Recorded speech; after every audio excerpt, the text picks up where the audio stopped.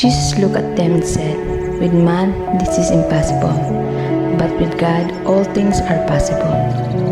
Hindi ito magagawa ng tao, ngunit magagawa ng Diyos ang lahat ng bagay. Maaaring nasa imposible kang sitwasyon ngayon.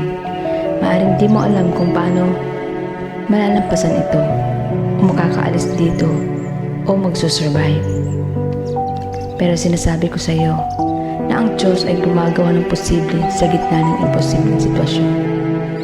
Kailangan lamang nating manampalataya at magtiwala sa Kanya. Kaya anuman ang iyong kinakarap ngayon, God is with you. He never fails. He could do the impossible. Manalangin po tayo.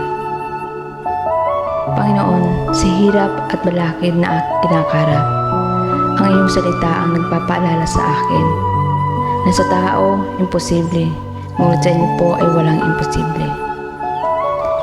Pinangahawakan ko po ang pangakong ito at hinihiling na malagpasan ko po ang mga imposible. In Jesus' mighty name, Amen.